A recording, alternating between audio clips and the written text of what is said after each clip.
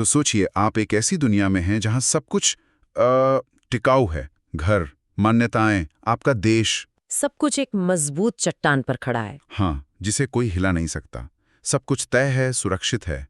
ये था Victorian England. और फिर सिर्फ 50 सालों में वो पूरी चट्टान रेत में बदल गई। ये एक जबरदस्त एक बहुत बड़ा बदलाव था। और आज हम इसी उथल-पुथल की गहराई में उतरेंगे। AC वॉर्ड की किताब 20th सेंचुरी इंग्लिश लिटरेचर के जरिए। हाँ, और हमारा मकसद सिर्फ ये जानना नहीं है कि क्या हुआ, बल्कि ये समझना है कि ये हुआ क्यों। कैसे एक पीढ़ी का वो अटूट विश्वास अगली पीढ़ी के लिए मजाक बन गया, सवालों और शंकाओं का विषय। बिल्कुल। ये सिर्फ इतिहास नहीं है, ये विचारों के बदलने की कहानी है।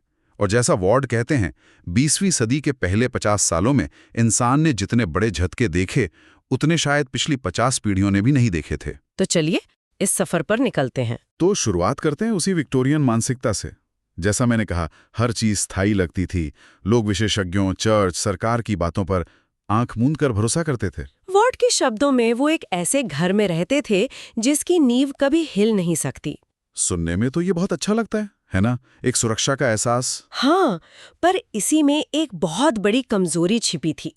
वॉर्ड इसे मासूम कमजोरी कहती हैं। हाँ, मासूम कमजोरी मतलब ये एक ऐसी मानसिकता थी जहां लोग खुद सोचने की बजाय दूसरों के दिए विचार अपना लेते थे।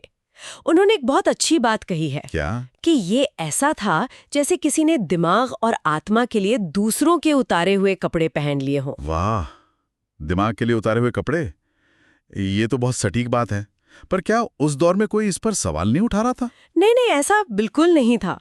George Meredith, Thomas Hardy, Samuel Butler जैसे लेखक थे, वो लगातार इस दिखावे पर चोट कर रहे थे। वो इस दरार को देख पा रहे थे। वो उस नींव दरारें देख पा रहे थे जिसे बाकी लोग अटूट मान रहे थे। और फिर आई 20वीं सदी और नई पीढ़ी ने उन दरारों को और चौड़ा कर दिया। उन्हें विक्टोरियन युग की हर बात उबाऊ और पाखंडी लगने लगी। इसका एक बड़ा मजेदार किस्सा है। हाँ, बताइए। वॉर्ड बताती है कि कैसे विक्टोरियन घरों का वो भारी भरकम फर्नीचर उसे अगली पीढ़ी ने कबाड़ समझकर फेंक दिया। और फिर देखिए मजा, कुछ ही सालों बाद वही सामान एंटीक बन गया। हाँ, ऊंचे दामों पर खरीदा और बेचा जाने लगा। ये तो उस पीढ़ी के विरोधाभास को दिखाता है। और इस बदलाव की आग को सबसे ज्यादा हवा किसने दी? George Bernard Shaw. शॉ का तो एक ही मंत्र था, सवाल करो, हर चीज पर सवाल करो, जांचो, परखो। एकदम। उनके नाटक मेजर बारबरा में एक पात्र है एंड्रू अंडरशाफ्ट। वो कहता है कि जब हम पुराने भाप के इंजन कबाड़ में फेंक सकते हैं, तो अपनी पुरानी सड़ी हुई नैतिकता और धर्मों को क्यों नहीं फेंक सकते? ये तो बहुत बहुत क्रांतिकारी विचार था उस समय के लिए। लोगों पर क्या असर हुआ होगा इसका? दो तरह का। कुछ लोगों के लिए ये ताजी हवा के झोंके जैसा था। उन्हें लगा कि चलो कोई तो सच बोल रहा है। पर एक बहुत बड़ा तबका था, वो डर गया होगा। उन्हें लगा जैसे उनके पैरों के नीचे से हमेशा रहने वाली चट्टान खिसक गई हो। उनकी पूरी दुनिया ही हिल गई थी। और इस उथल-पुथल को और तेज किया होगा वैज्ञानिक क्रांति ने, इंटरनल कंबशन इंजन जैसी खोजों ने। हाँ, पर वो एक दोधारी तलवार थी। एक तरफ उसी इंजन ने हवाई जहाज दिए जिनसे 2 विश्व युद्धों में भयानक विनाश हुआ, और दूसरी तरफ उसी इंजन से बनी मोटर कार।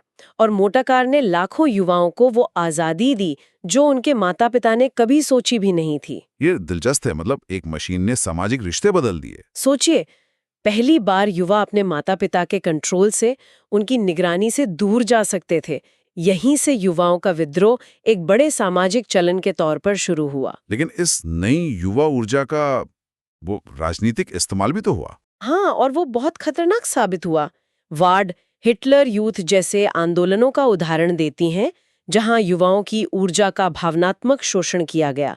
उन्हें एक विनाशकारी विचारधारा का हथियार बना दिया गया। तो वार्ड का मानना था कि युवाओं का ये विद्रोह हमेशा अच्छा नहीं होता। हाँ, वो ब्रिटेन की परंपरा से इसकी तुलना करते हैं, जहां छात्रों का पहला काम पढ़ना लिखना माना जाता था, सड़कों पर आंदोलन करना नहीं। उनका तर्क था कि जब अशिक्षित युवा, मतलब मानसिक रूप से अपरिपक्व युवा, प्रदर्शन करते हैं, तो वो या तो व्यर्थ होता है या फिर भीड़ तंत्र में बदल जाता है। लेकिन सभी आंदोलन ऐसे नहीं थे। फेबियन सोसाइटी जैसे समूह भी तो थे जो समाज को बेहतर दिशा देना चाहते थे। बिल्कुल। फेबियन सोसाइटी में शॉ, H.G. वेल्स और सिडनी और बिएट्रिस वेब जैसे उस दौर के सबसे बड़े बुद्धिजीवी शामिल थे।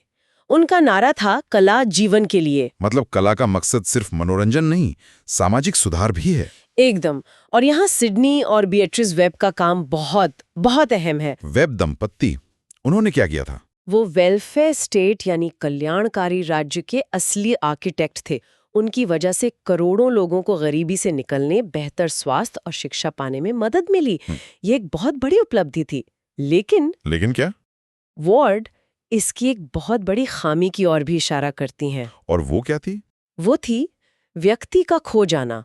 ये नया सिस्टम इतना बड़ा और मशीनी था कि उसमें इंसान सिर्फ एक आंकड़ा बनकर रह गया, एक पंच कार्ड की तरह। जैसा वार्ड ने लिखा है। हाँ, कंप्यूटर के अंदर से गुजरते हुए एक पंच कार्ड।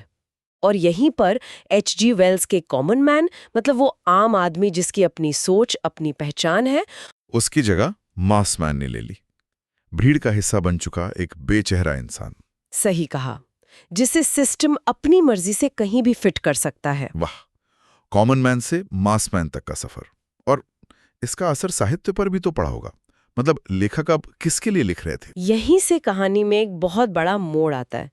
देखिए, 1922 से पहले का माहौल, Thomas Hardy, Rudyard Kipling, Bernard Shaw, ये सब बड़े लेखक थे, पर वो आम पाठकों के लिए लिखते थे। कॉमन रीडर के लिए। हाँ, साहित्य और समाज के बीच एक सीधा जिंदा रिश्ता था। तो फिर ऐसा क्या हुआ कि ये रिश्ता टूट गया? एक साल 1922। हाँ, उस साल 2 किताबें छपी, जेम्स जॉयस की यूलिसिस और T.S. एलियट की द वेस्टलैंड। और इन 2 किताबों के साथ साहित्य मानव संचार के राजमार्ग को छोड़कर एक गूढ़ किले में सिमट गया। मतलब साहित्य मुश्किल हो गया या कुछ और था? सिर्फ मुश्किल नहीं, उसे जानबूझकर मुश्किल बनाया गया। एक नई तरह के बौद्धिक तानाशाही का जन्म हुआ, जो सामान्य बुद्धि का तिरस्कार करती थी। एक ऐसा माहौल कि अगर किताब आसानी से समझ आ रही है तो शायद वो अच्छी नहीं है। बिल्कुल, साहित्य कुछ चुनिंदा बुद्धिजीवियों की निजी संपत्ति बन गया। ये तो बहुत ही अभिमानी रवैया लगता है। क्या वार्ड इसके कुछ उदाहरण देती हैं? हाँ। और बहुत तीखे उदाहरण है। स्टुअर्ट गिलबर्ट ने यूलिसीज के बारे में लिखा कि ये किताब मानसिक अंडरवर्ल्ड की भीड़, यानी आम पाठकों के सामने झुके बिना बनाई गई थी। वाह। और T.S. एलियट ने खुद कम पढ़े लिखे लोगों के आत्मसंतोष का मजाक उड़ाया। संदेश साफ था, ये साहित्य आपके लिए नहीं है। और इसका नतीजा हुआ वो जिसे वार्ड बौद्धिक व्यभिचार कहती हैं। ये तो बहुत तीखा शब्द है। तीखा लगे, लेकिन वार्ड से सही ठहराने के लिए एक बहुत मजेदार किस्सा सुनाती। अच्छा, उस दौर के एक बहुत बड़े आलोचक थे प्रोफेसर विलियम एम्पसन। उन्होंने T.S. एलियट की कविता की एक लाइन का बहुत बहुत गहरा और जटिल विश्लेषण लिखा। तो इसमें क्या अजीब था? अजीब ये था कि बाद में एक और प्रोफेसर फ्रेडसन बोअर्स ने बताया कि जिस लाइन का एम्पसन इतना गहन विश्लेषण कर रहे थे, वो असल में एक प्रिंटिंग की गलती थी। क्या कह रहे हैं? मतलब एक टाइपो? हाँ, एक टाइपो? मतलब एक पूरी की पूरी अकादमिक थ्योरी एक टाइपिंग की गलती पर खड़ी थी। ये तो कमाल है। बिल्कुल, ये उस दौर की अकादमिक आलोचना पर एक सटीक टिप्पणी है। उनका मकसद साहित्य को लोगों तक पहुंचाना नहीं, बल्कि उसे और जटिल बनाना था। ठीक है, तो साहित्य अपने किले में बंद हो चुका है। अब हम आते हैं दूसरे विश्व युद्ध के बाद की दुनिया में। लोगों के पास आर्थिक सुरक्षा है, घर है, नौकरी है। तो क्या सब लोग खुश थे? बिल्कुल नहीं, बल्कि इसका उल्टा हुआ। समाज में एक अजीब सा उदास असंतोष फैल गया। भौतिक सुरक्षा तो थी, पर जीवन में कोई मकसद, कोई खुशी नहीं थी। और अपराध बढ़ने लगे। हाँ, खासकर युवाओं में। और एक नई होड़ शुरू हुई, पड़ोसियों से बेहतर दिखने की होड़। स्टेटस सिंबल का युग शुरू हो गया। ये तो आज की इंस्टाग्राम संस्कृति जैसा लगता है, कीपिंग अप विद द जोन्सेस। एकदम। और इस संस्कृति को हवा दे रहे थे विज्ञापन। नेशनल यूनियन ऑफ टीचर्स ने इस पर एक रिपोर्ट भी जारी की थी, जिसमें उन्होंने चिंता जताई कि विज्ञापन कैसे लोगों का भावनात्मक हेरफेर कर रहे हैं। जैसे बियर और चॉकलेट को प्यार और रोमांस से जोड़ना, या सिगरेट पीने को मर्दानगी और कूल होने की निशानी बताना। सच बताना मकसद नहीं था। सच अप्रासंगिक हो गया था, सिर्फ बिक्री ही सब कुछ थी। और इसी अमीर लेकिन खोखले समाज में युवाओं का विद्रोह एक नए रूप में सामने आया होगा। हाँ, पहले तो ये विद्रोह बिना किसी दिशा के था, लेकिन फिर उन्हें एक बड़ा मुद्दा मिला, परमाणु निरस्त्रीकरण अभियान। और फिर अमेरिका से एक नई लहर आई। ये थे बीटनिक्स। जैक केराओके और एलन गिन्सबर्ग, उनका क्या दर्शन था? उनका मूल दर्शन था समाज से खुद को पूरी तरह अलग कर लेना। वे इसे कॉन्ट्रैक्टिंग आउट कहते थे। मतलब समाज इतना सड़ चुका है कि इसे सुधारना बेकार है, बस इससे नाता तोड़ लो। एकदम। वे ज़ेन बौद्ध धर्म अपनाते थे, अस्त व्यस्त रहते थे और लंदन का चेल्सी इलाका उनका गढ़ बन गया था। तो वार्ड उन्हें किस नजर से देखती हैं? एक क्रांतिकारी के रूप में? वो दो नजरियों से टिप्पणी करती हैं। एक नजरिए से वे समाज पर बोझ थे, पर दूसरे नजरिए से वे शायद आधुनिक युग के घुमंतु विद्वान या सन्यासी थे, जो भौतिक दुनिया की निरर्थकता को समझ चुके थे। हाँ, हालांकि वार्ड का झुकाव पहले नजरिए की तरफ ज्यादा है। वो कल्पना करती हैं कि अगर थॉमस कार्लाइल आज चेल्सी की सड़कों पर इन बीटनिक्स को देखते तो उनका क्या हाल करते। तो आज की चर्चा को समेटें तो ये एक बहुत लंबा सफर रहा।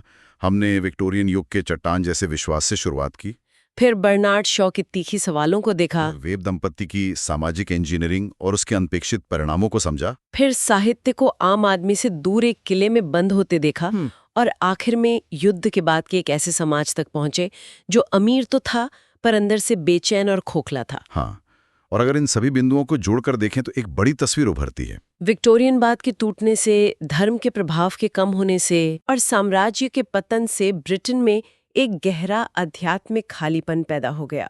राष्ट्र नैतिक और मानसिक रूप से निराश हो गया था। और ये निराशा हर चीज में झलक रही थी। हाँ, चाहे वो एंटी आर्ट का उदय हो, जहाँ कला का मकसद सौंदर्य नहीं सिर्फ चौंकाना रह गया, या फिर व्यंग्य के नाम पर भद्दा मजाक। ये सब कुछ एक बहुत बड़े सांस्कृतिक बदलाव की कहानी कहता है।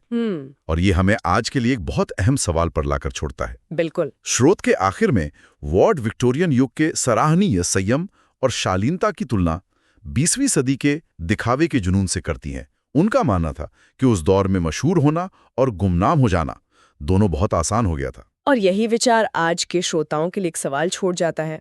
हमारे सोशल मीडिया और 24 घंटे के सार्वजनिक प्रदर्शन के इस युग में क्या दिखावे का ये चलन अपने चरम पर पहुंच गया है? और साहित्य, कला और गहरे चिंतन का भविष्य क्या है, जब कुछ सार्थक कहने के बजाय सिर्फ दिखना ज्यादा महत्वपूर्ण हो गया है?